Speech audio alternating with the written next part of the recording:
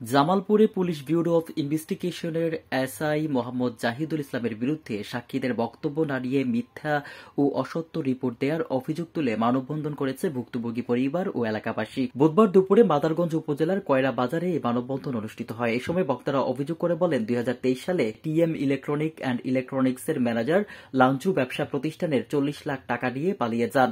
এ ঘটনায় বশিউর রহমান বাদী হয়ে মাদারগঞ্জ থানায় একটি মামলা দায়ের করেন, যা পরবর্তীতে আদালতের নির্দেশে তদন্তের জন্য পিবিআইকে হস্তান্তর করা হয়। পিবিআই কর্মকর্তা এসআই জাহিদুল ইসলাম ৫ জন সাক্ষীর মধ্যে ৩ জনের সাদা কাগজে সই নিয়ে তদন্তে মিথ্যা তথ্য উপস্থাপন করার অভিযোগ করেন। মানববন্ধনে বক্তারা ঘটনার সুষ্ঠু তদন্ত ও অভিযুক্ত লাঞ্জুর দৃষ্টান্তমূলক শাস্তি দাবি জানান। এ সময় বক্তব্য রাখেন ভুক্তভোগী মশিউর রহমান, ফাতেমা বেগম, শহীদুল ইসলাম, ইমরান সহ আরো কয়েকজন। আমি মাদারগঞ্জ থানায় একটা মামলা করি।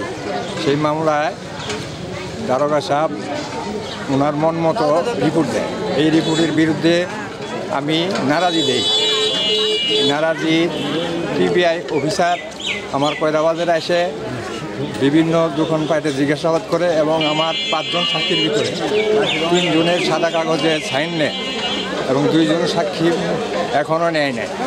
এরপরে এই সাদা কাগজের স্বাক্ষরের কাগজে মিথ্যা সাক্ষী প্রদান করে আবার সে মিথ্যা রিপোর্ট প্রদান করে। পুলিশ আসছিল, আসার পরে আমরা সাক্ষীর জন্য আসছিল, মানে সাক্ষীর জন্য বলতে আমাদের সঠিক বলে নাই। পরে পুলিশ আসলো, আসার পরে লাঞ্জুর মামলার ব্যাপারে মামলার বিষয়টা আমরা সব বিস্তারিত খুলে বললাম।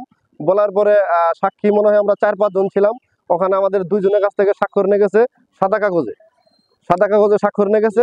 আর বাদ বাকিগুলো স্বাক্ষর এখনো নেওয়া হয় নাই। কিন্তু মামলা এখন আমরা সঠিক কোনো অভিযোগের কোনো বিচার পাইনি আমরা এখনো।